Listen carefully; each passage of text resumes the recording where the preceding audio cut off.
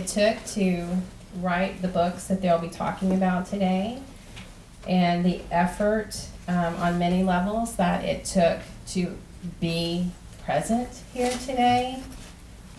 Hello.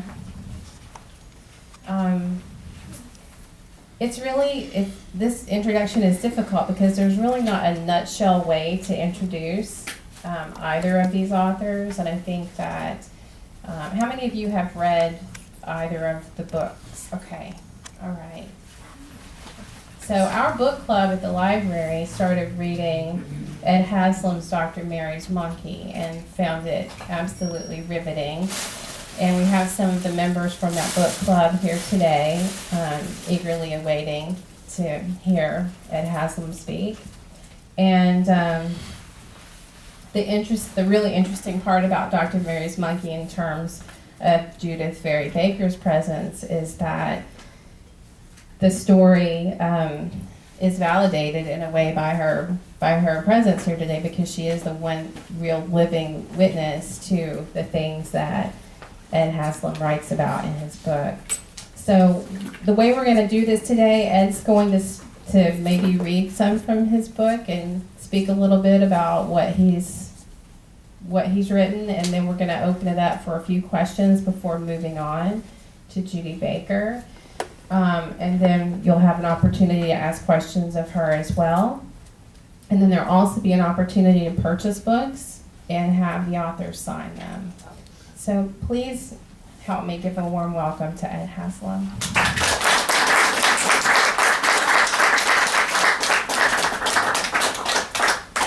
Well, thank you very much for coming, because without you I'd be standing up here talking to an empty room. So you're really the critical ingredient here. And if there's any cell phones, if I can just say this once, just as a reminder, because I know everyone doesn't want their cell phone ringing in the middle of this. I never set out to write a book. I didn't know I could. And I certainly never intended to get involved in the JFK assassination, just because I thought it was this huge, argumentative, no-fix thing, okay? So I stumbled into this. I fell down the rabbit hole, and I chased the rabbit, and I'm here, okay? It's kind of how it worked, all right? My father was a professor of orthopedic surgery at 2A Medical School, and he had a colleague who was his very good friend, who was also, can you? We can't hear you. I'm going to try to turn up the volume some. Thank you for saying that.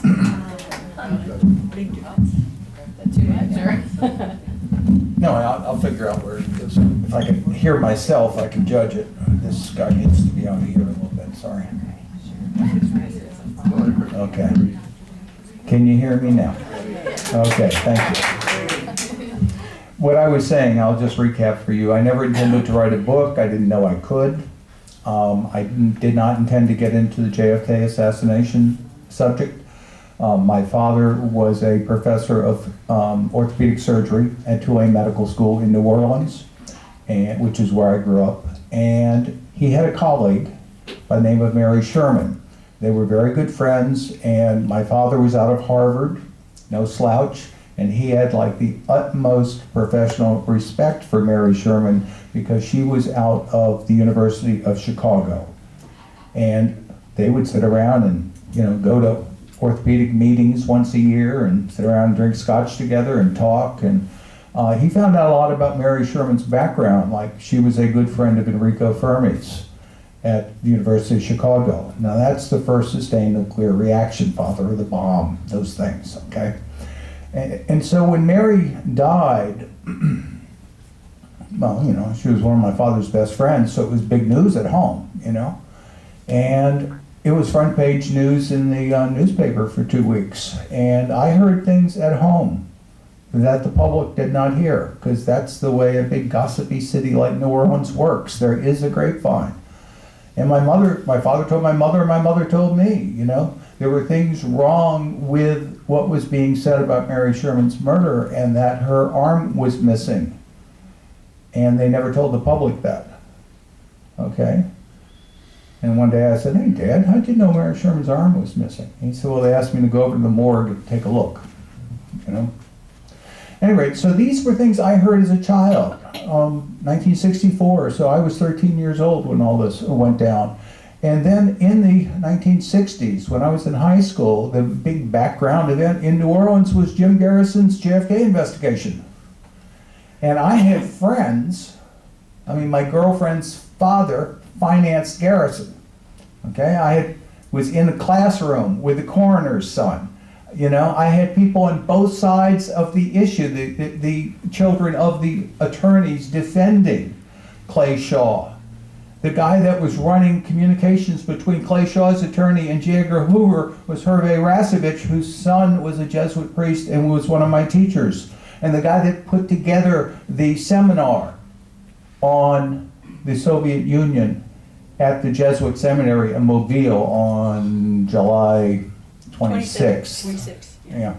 Was Paul Piazza, okay, who was my 10th grade English teacher, okay? So when I say I was kind of close, I really mean I was hearing stuff that other people were not hearing, okay? And then in 1969, the subject came, well, in 1967, Garrison did this interview in Playboy magazine where he starts talking about connecting David Ferrie and Mary Sherman. And like, that's a weird connection. I mean, Mary Sherman is the chair of the pathology committee of the American Academy of Orthopedic Surgeons, and David Ferrie is basically a loose cannon who's a mafia pilot who's moonlighting for the CIA. And combining those kind of political agendas with the medical resources struck me as a very dangerous combination of events. And so in 1969, I actually made, smart aleck teenagers like most are, I made a comment to a friend of mine that said, hey, you know, the really good news here is if there's this strange global epidemic involving cancer and a monkey virus 30 years from now, at least we'll know where it came from. Okay? So that was my hunch, my premonition. And I heard a lot of other stuff as a youngster too, but I never thought I'd be able to get my hands on the documents to prove it, okay? Then in the early 1990s, I decided to try to get my hands on the hard documents on the Mary Sherman murder. I had tried back in the 70s. I had asked a friend of mine who was a murder investigator for the DA's office to get me a copy of the thing. And he said, what did you get me into? He said, I almost got fired over this. So when I tell them some teenage kid asked me for it, they all laughed me out of the room. You know, what's going on with this murder? Well, the problem was I didn't know. But my mother told me it was shut down from above, that there was something really spooky going on with this murder. So 28 years after the murder, I go to the public library and get the autopsy protocol and the police reports that had been locked in the chief of police desk for 25 years. And I get all of the media coverage. And I go to my kitchen table and I stack A and stack B and I start reading my way through. And guess what? I realized the public was never told Mary Sherman's arm was missing. That's like forgetting to mention that Nicole Simpson's throat got cut. I mean, it's the main fact in the case. So why did they not tell the public the main fact in the case? And then as I start reading through the detail of the official documents, the cops on the scene said, well, her right arm and rib cage were disintegrated. We could stand there and see the internal organs of the body. And as I'm reading my way through the autopsy protocol, right next to, I mean, that is, we're talking here, okay, all the way down to the ribs. And right next to that is her unburned hair. Well, we've all burned hair on our forearms around the stove. It's the easiest thing to burn on a body. And bones, I call up this guy who cremates people for a living. I said, I need to know the numbers, the time, the temperatures. And he says, well, I mean, the reality is it's 2,000 or 1,600 degrees for about 2 hours, but when we're finished, that takes care of all the soft tissue. We still have bones and teeth. And we grind up the bones and teeth, and that's the ashes that people get back. He says, so 2 hours at 1,600 degrees won't do it. And I said, well, what would it really take? He said, I don't know what the number is, but it's way up there. Well, the number is about 5,000 degrees. And what it does is it explodes the water inside the bones. And if you have that temperature right here, and you haven't even burned the internal organs or the hair next to it, what causes that? The toaster? Their explanation is it's a mattress fire. And as I go through the autopsy report, they say cause of death, stab wound to the heart. 7 or 8 stabs in the body. A lot of which is done through somebody pulled open the top drawer, took a bunch of neatly folded underwear and bedclothes and piled it on top of her and stabbed her through the bedclothes, because when you do that, you make V cuts in the folded things, right? So we know those things were done there. And the reason they said stab wound to the heart was they found 1,200 cc's of blood in the pericardium sac around the heart. And that means the heart was beating at the time of that stab wound. That means alive. Then, right next to that, there was a stab wound to the liver, which did not bleed. That means dead. So those 2 stab wounds did not happen at the same time. And so we start saying, well, is there anything in the apartment that could have possibly done this? Well, the answer is no. And once you get to that answer, you're left with the inescapable conclusion they must have brought Mary Sherman's body back to her apartment from some other location that burned off her arm, and there was some very powerful piece of electric equipment at that other location that they didn't want to tell the people about, so they didn't tell her her arm was missing because they didn't want a bunch of people going around uptown New Orleans looking for a 5 million volt linear particle accelerator that blew off her arm. Now that's the basic problem. And when you start to see this and you go, oh, that's interesting, LBJ goes to JFK's grave that morning for the first time since the assassination. I don't know if that proves anything, but you got to wonder about the timing, you know? How high up does this go? You know? And I'll be getting into that more later. So as I start to pull these documents together in 1995, you know, I couldn't get a publisher. I tried to get somebody else to write the book. They wouldn't do it. So in 1995, I finally self-published, a book called Mary, Ferrie, and the Monkey Virus. Could only afford to print 1,000 copies. Those copies were gone pretty soon. I couldn't afford to reprint another 1,000 copies, so I went to the photocopy place and said, here, do this cheap and do it at night, and I'll boxes of 10, and I kept in print for about the next 5 years by doing this sort of renegade, guerrilla style self-publishing. And during that time, I started getting more information. So I started updating the book. And you know, my mother said, Ed, where was the linear particle accelerator? So I realized that was the question. It was like staring at me like a full moon on a cloudless night.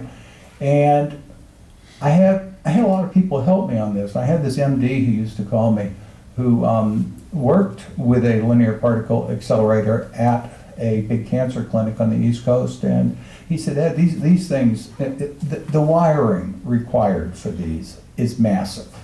I mean, this is not a tabletop computer you're plugging in. The entire building, it gets taken over by the wiring in this. And he said they can't hide that stuff. They can, but they probably didn't. And so he's getting me thinking about this, and then he goes on a trip. He stops on the East Coast. He visits his old friend who was the sales rep from the company that sold the linear particle accelerator to the cancer clinic. And he worked for high voltage engineering. Anyone heard of the Van de Graaff generator? Yes, well, Dr. Van de Graaff founded high voltage engineering when he was working at MIT. And so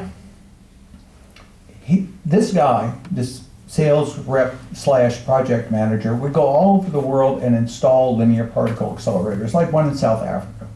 And he gets there and they got yellow diamonds, and that's the yellow's the sulfur in there. They want to strip the sulfur out from inside the diamonds to make them marketable. And to me, that's the best example I can come up with of what a linear particle accelerator is really capable of doing, okay? And so, why do they have a linear particle accelerator? Where is it? And I eventually figured it out. It's a longer story than I have time for. But my father was president of Children's Hospital, and the U.S. Public Health Service hospital was right next door. And I remember standing there at a memorial service for my father, wondering what that spooky-looking building across the street was.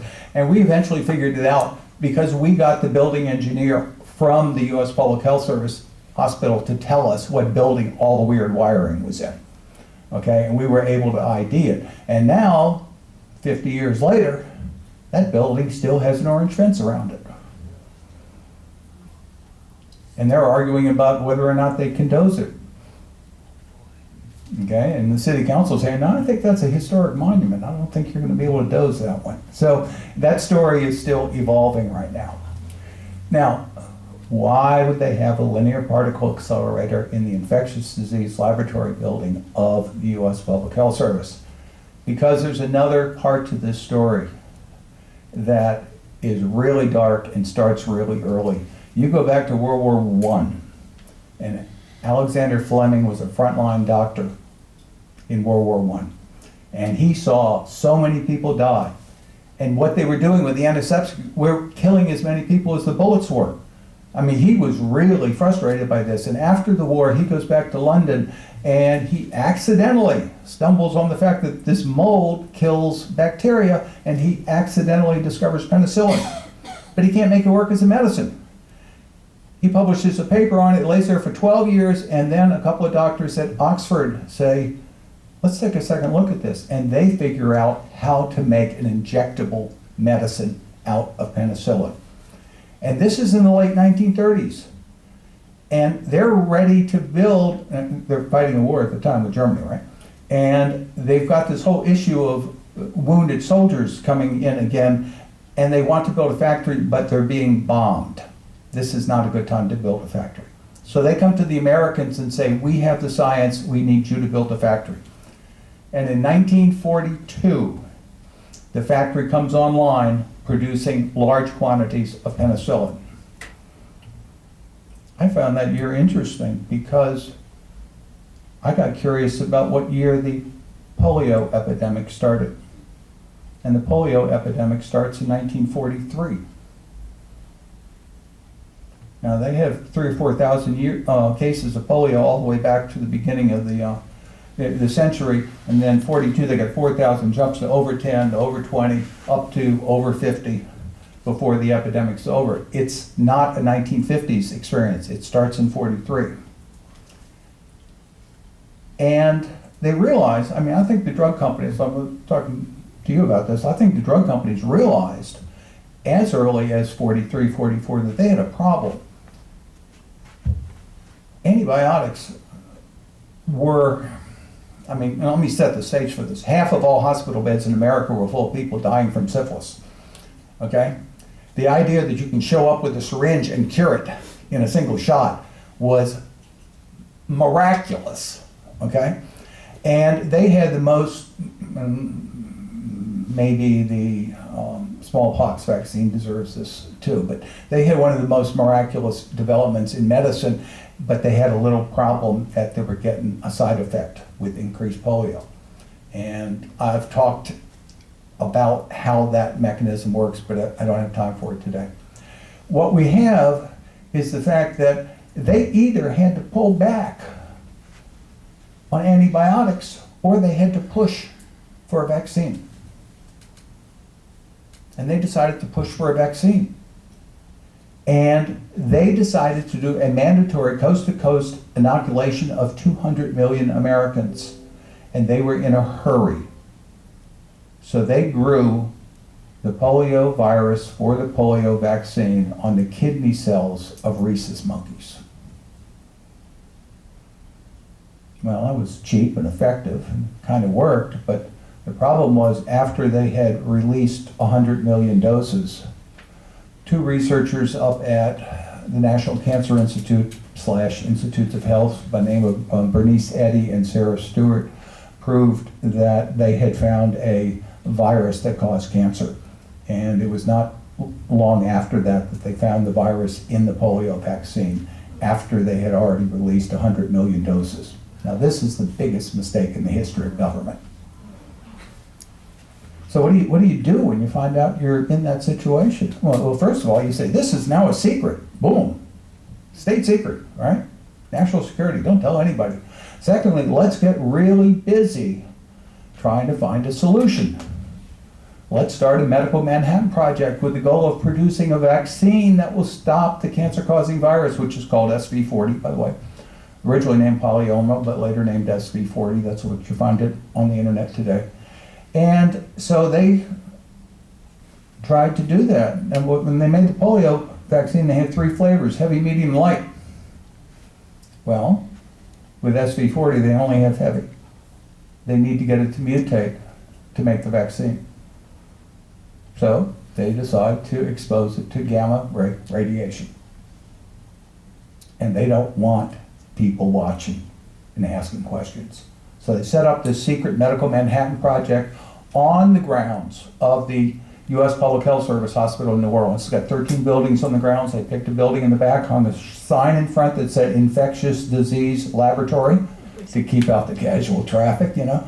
And they started doing this process. And this happens 1960-61. Mary Sherman works for the guy that was the president of the American Cancer Society. He was also one of the major stockholders of Cutter Laboratories that produced the polio vaccine. In fact, the faulty batch of the polio vaccine. It's a very interesting story. They handed Bernice, and they did this big PR show up in Ann Arbor, Michigan, okay? And they announced the results of the Francis trials. That's the polite way of saying we've been trying this vaccine on your kids without your permission. At any rate, they say this thing is safe and effective, okay? Everybody roll up your sleeves, it's coming. By the way, Dr. Eddy, you are the official vaccine safety tester for the United States government. Please approve this vaccine. And she takes it back to her lab, injects it into her monkeys, and she gets back dead and crippled monkeys. And she said, look, there's a problem here, right? I don't know what the problem is, and it's only with one batch. But if you release this batch, you're going to have a real problem on your hands. So you need to get the people from Cutter to back off. Well, the major stockholder in Cutter Laboratories is Mary Sherman's boss, Dr. Alton Ochsner, founder of the Ochsner Clinic. And he says, I'm not doing that. I've known Jonas Salk for 20 years, and he calls the entire faculty of the Tulane Medical School together in an amphitheater, my father and Mary Sherman in the crowd, and says, there's controversy over the polio vaccine, and I want to tell you that I think it's safe. In fact, I think it's so safe. This is my grandson and this is my granddaughter, and I'm going to inoculate them right here, right now. Which he does. And in 48, 72 hours, his grandson is dead and his granddaughter has polio. Okay? So these people are not only famous from their medical credentials and stuff, but they have personal connections with this whole issue, okay, of the contamination of the polio vaccine. And they know, they produced 200 million doses. They have 100 million doses on the shelf, and they've already released 100 million doses, and they don't want to withdraw the other 100 million. Because they say people are going to ask questions, why? Okay? Now this is all 1960, 61. What happens in 62? We got Russian missiles in Cuba. And if you don't know anything about New Orleans, the business is trade. Okay? They took a hit on the embargo of 25% of their business. And now they got Castro, because they like to personify all this stuff, pointing Russian missiles at them. And they said, we've got to get rid of this guy. Let's ramp up this thing and weaponize this thing we're getting back from the radiation and create something that we can use to kill Castro, because we've been telling everybody viruses can't cause cancer, so nobody would believe it is possible. Okay? So this is all the backstory that brings us up to the 1960s in New Orleans, and what they need You know, the way they do these things is they set up all these little pieces of the puzzle, safe houses, cellularized things, and so this group doesn't know about this group, and they can't rat on each other and all that stuff. So they've got this Medical Manhattan Project with the linear particle accelerator going on at the U.S. Public Health Service Hospital. And they say, we need, and they got this mouse house set up with 2,000 mice in it, okay, where they're growing the tumors in the mice. And then they have this little laboratory across the street where they need somebody to stand there, kill the mice, cut out the tumors, grind them up in a blender, remove the cells, put them in test tubes, make the slides, label everything, keep all the records, throw it in a lunchbox, and bring it back to Dr. Mary Sherman, who's the medical supervisor on this project. And that person is Judy. Okay, so they offer Judy a offer that she can't refuse. She's a sophomore in college. Why Judy? Why Judy? Because when Judy was in high school, at Manatee High School in Bradenton, she figured out how to give cancer to mice in 7 days. That's faster than they were able to do it at the National Cancer Institute. And when the head of the American Cancer Society leadership figured out that they had a high school girl with no budget, no credentials, no formal training, that was outperforming NCI, they scooped her up. And they sent her up to Buffalo, New York, and they trained her how to handle cancer-causing monkey viruses. So they put her in the University of Florida, and Smathers did this, Senator Smathers. They were paying her tuition and room and board and stuff, and then she gets a phone call in the spring of 1963 from Dr. Alton Ochsner, who knows about her through these circles, and he says, Judy, how'd you like to skip the last 2 years of college? You can start medical school in the fall. We'll pay your tuition, room and board, stipend, all that stuff. We just have a little project we need your help with this summer. That's a tough answer to say no to. I mean, tough question to say no to, okay? So Judy, whose goal in life at this point is to find the cure for cancer, she's been given the greatest opportunity she could dream of. So she goes to New Orleans for the summer to help on this project. Ochsner tells her she's going to be working with Dr. Mary Sherman. And Judy gets there early, and she's a little bit of a loose cannon on the deck. They need to get somebody in there real fast to get control of her. And they send in this ex-Marine who happens to have a lot of intelligence training, who's about her age, and he intercepts her, and within a couple of days has her sort of where they need her so that they can control her. And that ex-Marine's name is Lee Harvey Oswald. So he was sent there because of her. She did not go looking for him, okay? And so she is the resource they need. Lee is assigned to this project. He's part of a operational support person, as well as Judy's sort of bodyguard and handler and stuff. He finds her a place to live, gets her set up in her cover job. They both started Riley Coffee on the same day. And they are together for 5 months on a daily basis. So that is how Judy initially gets to know Lee Oswald. Now, after I started, excuse me, in 2007, we did a paperback version of this book, okay?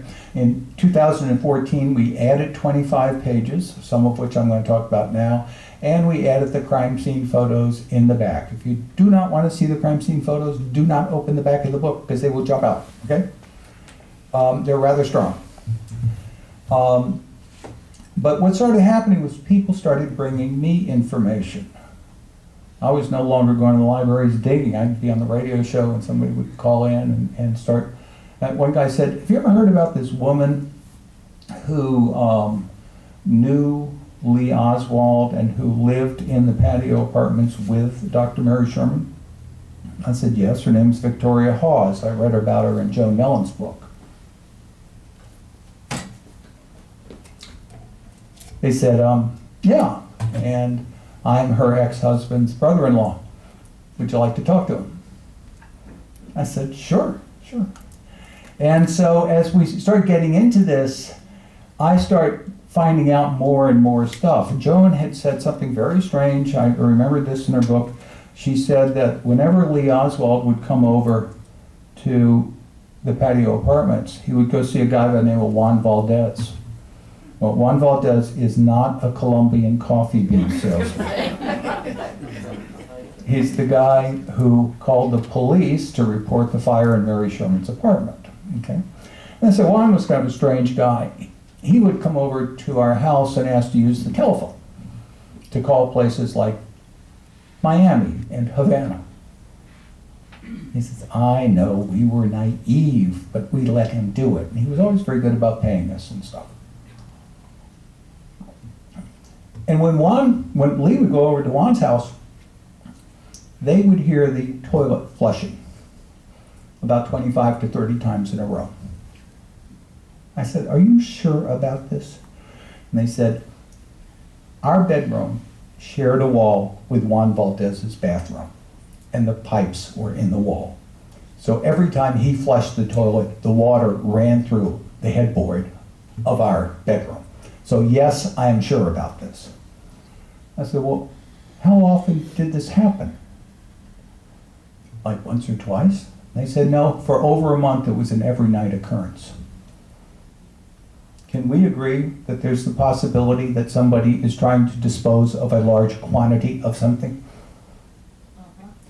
And Judy is carrying the stuff from David Ferrie's apartment over to Mary Sherman's apartment, and Mary Sherman, who's the chair of the pathology committee of the American Academy of Orthopedic Surgeons, is not going to stand at the toilet and flush the stuff. They've got somebody else to handle that. So this Juan Valdez guy is part of the operation, and part of Lee's job is to make sure he gets the stuff to dispose of it. Owen Oz says, you know, that Juan Valdez guy was so suspicious, I wrote a letter to the FBI. I said, you guys need to investigate this guy. Something weird's going on there. I'm seeing NOPD guys coming in and out of the apartment in the middle of the night and stuff. Well, the NOPD, I mean, the FBI does nothing, of course. And which is why I found it so interesting when I ran across a memo from J. Edgar Hoover, the director of the FBI, written 10 days after Mary Sherman's murder, telling his agents not to investigate the Mary Sherman murder, even though that request had come into them from the NOPD. Well, why not, Jay? You know? He said, jurisdiction. Okay.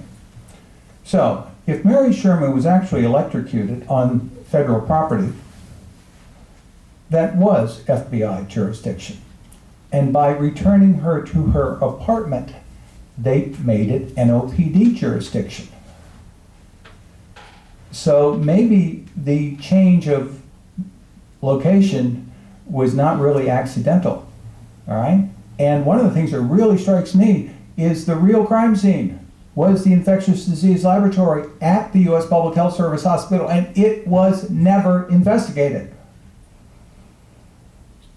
But that's not why I'm telling you about this memo. It's something even better, okay?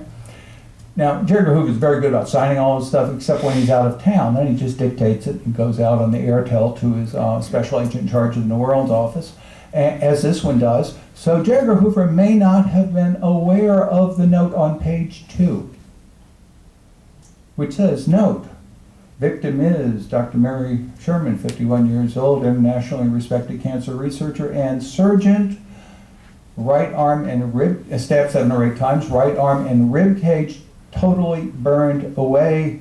Somebody's name was found in her address book. Well, of course, that's where you put the names. But why contact the FBI and say, oh my God, tell the boss what we found? Now that name is 6 letters long. There's no first name. The head of the FBI is going to know this guy by his last name. Well, maybe it's Haslam, or maybe it's Oswald. Maybe this is why he's telling his agents, do not investigate this. Because the morning that Mary Sherman's body is found, The morning the murder is discovered is the morning that the Warren Commission starts their New Orleans chapter of their investigation on St. Charles Avenue, about 3 miles away. We have a coincidence of timing here that is hard to ignore. And a friend of mine's talking to this doctor in New Orleans that works over at Oshner Clinic. He's trying to sell him a boat.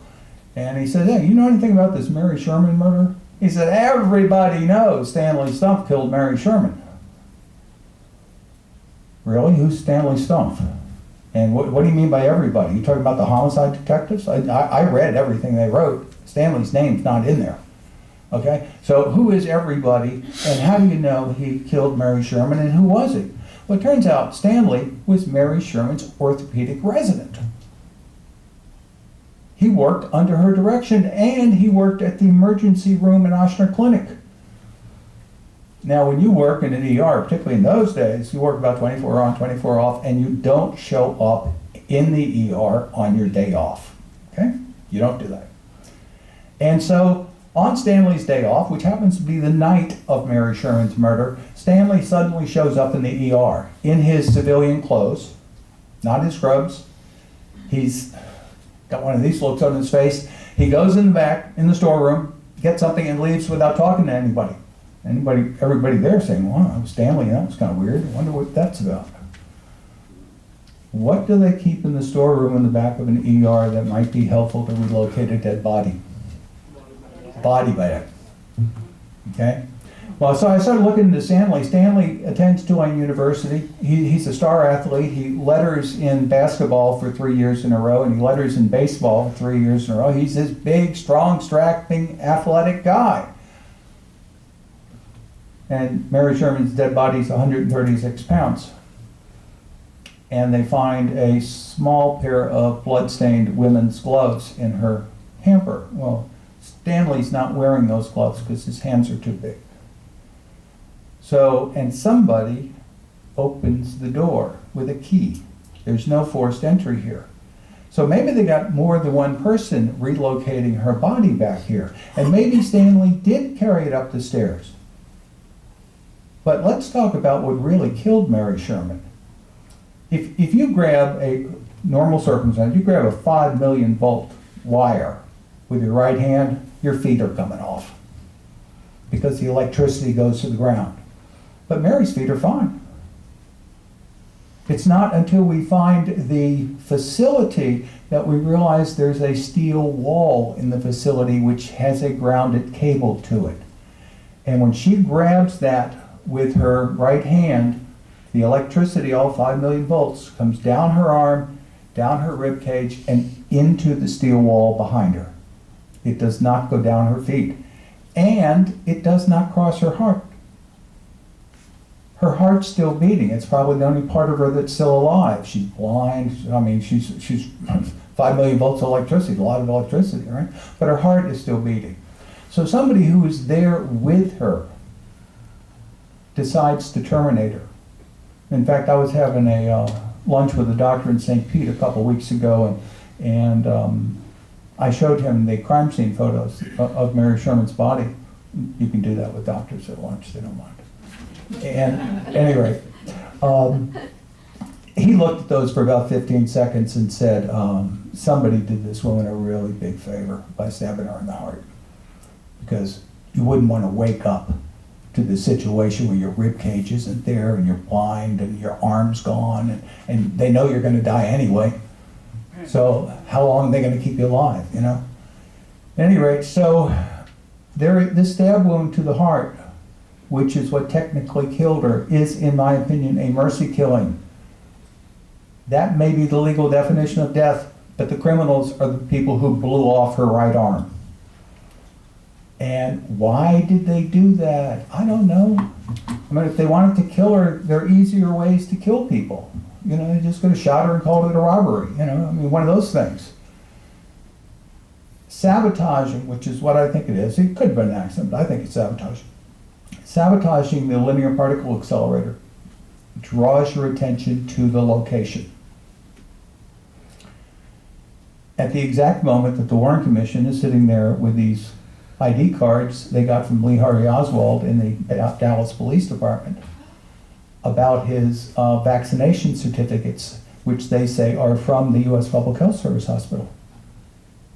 Now, if you can connect Lee Oswald to spying on the U.S. Public Health Service, and there goes Lone Nut. And then you get this other question of, well, what were you guys doing in there? Oh, we were just mutating monkey viruses because we mass inoculated your children with a cancer-causing virus. You think they want that out? And who takes the fall on that one? Who was in charge when that happened? It was during the Eisenhower-Nixon administration, and it was Nixon in charge of the domestic stuff. So you take out Nixon, you take out Lone Nut, you take out Johnson, you know, who's left? I mean, there's a lot of questions here, all right? More questions than answers. But you start to see the level of game that is being played in this situation and the stakes involved and how unwilling they were. And I want you to just imagine for a moment, if Lee's in the middle of this and he's going over to Mary Sherman's apartment. Oh yeah, by the way, we get two witnesses that saw him in Mary Sherman's apartment building. One is Victoria Hawes and the other's Judyth here. And Judyth knows that Mary telephoned Lee. Well, if Mary telephoned Lee, she would have his telephone number in her address book. Okay, which is what J. Edgar Hoover didn't want people to get to. Because if you can prove that J. Edgar Hoover told his agents not to investigate a woman who was murdered and who had Lee Oswald's number in her address book at the exact moment the Warren Commission was investigating Lee Oswald, you got him. Which is why when I contacted the FBI and say, guys, I know you're busy and stuff, but you know, we got JFK Records Act, we got Freedom of Information, and this is a 50-year-old memo, and I only want one word. Would you please tell me what that word is? The FBI says, nope, we're not doing it. Appeal to the Department of Justice, which I do. I fill out all the forms. Department of Justice says, well, we don't have to, and we're not going to. Okay? So we're told we've got all this new openness, all this JFK Records Act, Freedom of Information, and all I want's one word, and they won't tell me because they know if they tell me they're in really big trouble. So it is still redacted, and that's kind of where we stand today. I've got a couple of minutes for some questions. What about the robbery? The robbery of her apartment. Oh yeah, the other thing, Owen Hawes, thank you, Judy. Owen Hawes, he's talking to me about all the stuff going on in the apartment complex. He said, there's another thing that really bothers me. You know, I'm telling him that Frank Hayward called me one day. Frank Hayward was one of the NOPD homicide detectives that investigated the Mary Sherman murder. He called me at home and said, interesting book, I want to talk to you, okay? So we're talking about that, and he says to me, Frank Hayward, he says, you know that Juan Valdez guy? I said, yeah. He said, I wanted to arrest him and squeeze him. He said something was wrong with that guy. I didn't have enough evidence to make it stick and they wouldn't let me do it. So I'm telling this to Owen Hawes, and Owen Hawes says, yeah, that reminds me, there's another thing about Juan Valdez I want to tell you. That he said, you know about the burglary of Mary Sherman's apartment that happened a number of months before her murder? I said, yeah, I've never been able to put a date on it, but yeah, I heard about it. And he says, well, the police report says that I did all these things that I didn't do. And so I'm kind of annoyed to have my name in a police report saying I did things that I didn't do. I said, Owen, how do you know your name's in the police report? He says, I got a copy right here. Would you like to see it? Yes, I would, okay? And so I look at this document, and it says the date of the burglary was August 31st, 1963. Now, that date might not mean a lot to you. It would not have meant a lot to me until I edited Me&Lee. I was the first round editor. I had to build the timeline. I made a list of every date of everything I can find that had anything to do with Judy and cancer or Judy and Lee. And I became very educated on the latter part of August 1963. Because what they were doing with this secret project is they were weaponizing the cancer. Right? They'd zap it with radiation, inject it into mice. Mice would get cancer. They'd take the mice over, cut out the tumors, and do the loop. And they were killing lots and lots of mice, which is why the toilet was flushing so much. Okay? Then they ramped it up to testing it on monkeys. First marmosets from South America, later African green monkeys who are killing all the monkeys. What's the final question? Does it kill a human? And where you're going to get a human you can kill and nobody's going to miss? Death row and Angola Penitentiary. It's the perfect place. And it's right down the road from Jackson, Louisiana, where they have the East Louisiana State Mental Hospital, which is essentially a hospital for the criminally insane. So they pick a day to go up there. It's 4 hours north of New Orleans and 4 hours back, and it's a couple hours up there. So this is an entire day, 10, 11 hours of commitment to do something. And they go up there for the express purpose of injecting a, quote, volunteer, end quote, prisoner with their biological weapon to see if it will kill him, okay? And by cancer. And so the prisoner is still over here in Angola, about 40 minutes away, and they have to drive the prisoner there in one of these vans that says Louisiana Department of Corrections on the side of it. Everything's nice and official. And they want to follow the van onto the grounds with the biological weapon. So this black Cadillac takes David Ferrie, Lee Oswald, and the guy driving the Cadillac, I don't want to ruin my story, so I'll tell you who he is in a minute, drive from New Orleans all the way up to Jackson, Louisiana, which is a little tiny town. You can throw a frisbee through it. Okay, so they don't want to wait in a black Cadillac in rural Louisiana attracting attention. They drive down the road about 20 miles to Clinton, Louisiana, which is what we would call the county seat. Okay, it's got the courthouse. There's always black Cadillacs there, lawyers, judges, politicians, those kind of people. They are expecting this square in front of the courthouse to be vacant on a hot August afternoon in Louisiana. But they forgot to read the newspaper because the previous day was August 28th and Martin Luther King gave his I Have a Dream speech. And because of that, the Congress on Racial Equality has planned a black voter registration drive all over the South for the following day, and the office in Baton Rouge has planned it for Clinton, Louisiana. So what's going on in this square in front of the courthouse is there's a line of blacks waiting to vote and a line of angry whites doing this on the other side of the room, and this poor guy in the middle with a badge on hoping there's not going to be any trouble. And into this, Yes. they call them tableaus, I think, okay, into the scene drives the black Cadillac. Hey, Joe, you know who these guys are? You know, outside agitator, media, government, whatever. So the guy with the badge on, his name's John Marshall, he goes over to the black Cadillac and says, "May I see your ID, please?" And the guy says, "Yes, I'm Clay Shaw from the International Trademark." And then this young white guy, he's kind of a smart aleck, gets out and tries to go register to vote with the blacks. He wants to know if they'll let him register just because he's white, even though he doesn't live in the area, okay? And he goes and signs in Lee Harvey Oswald. So we got Lee Harvey Oswald, and there's this other guy with this orange wig and these big grease paint eyebrows on in the car. That's David Ferrie, in case you don't recognize him. Judy will be talking about him. And they have an employee from the hospital there.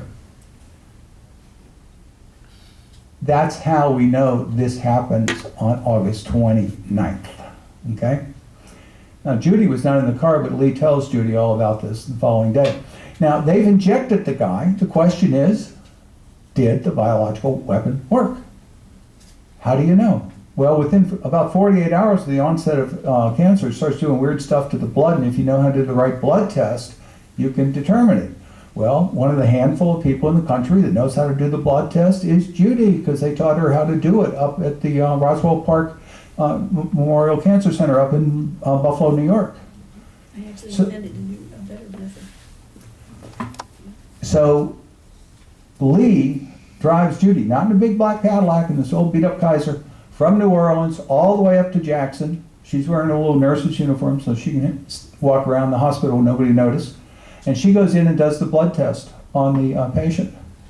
And when she gets back to New Orleans, she says, Dr. Oswald, has it occurred to you that this is not ethical or legal or anything like that, and I'll let her tell that part of her story. But he basically banishes her from medicine, which is why the superstar who was going to cure cancer goes to New Orleans and never touches science again. Okay? I think we're all kind of collectively paying the price for that one. So, remember I'm telling you about the police report? Okay? So, Lee does not pick Judy up on the 31st until 11 o'clock in the morning. He's got something to do that morning. Okay? And then they drive up there, we're now about 3 o'clock in the afternoon, and they've got to go into the hospital and do their stuff, and then Lee decides it's the perfect time to get a haircut. He needs a haircut like I need a haircut. Okay? And the barbers noticed that, and I went and talked to the barber. And the barber says he comes in, he's asking questions and all that stuff. He said, I'll tell him about Reeves Morgan. And when he leaves, I was curious about who this guy was, so I walked to the front door as he was going, and his car was sitting right there, and I saw this woman sitting on the front seat of the car and a bassinet on the back seat of the car. Then they drive out, Lee drives Judy out to Reeves Morgan's house, and Lee goes in to talk to Reeves Morgan. He's the Louisiana State Representative from that area. And Reeves's daughter is there, and she comes out on the porch, and she looks at the car, and she sees this woman sitting on the front seat of the car. And so when Garrison starts looking into this, the people from Clinton and Jackson told the FBI about this in '63. The FBI said, we don't want to hear about this. In fact, you all ought to keep your mouth shut about this. And then when Garrison comes around later on, '66, '67, they contact Garrison. They tell him about it. And Garrison says, oh, Lee Oswald woman, that's obvious, it's Marina. And then they ask Marina. She says, no, it's not me. So the closing arguments of the Garrison case, it says there is a woman that was traveling around southeast Louisiana with Lee Oswald, and we know it is not Marina, and we would like to locate this woman and bring her into the courtroom and ask her questions. Well, at the time, Judy didn't know they were looking for her. She was in Mexico, and I'm glad they didn't find her because I don't think she'd be here today if they did. Okay? But anyway, that is the conclusion of the only official investigation. And I say investigation, the Warren Commission was not an investigation. Okay? It was a junta.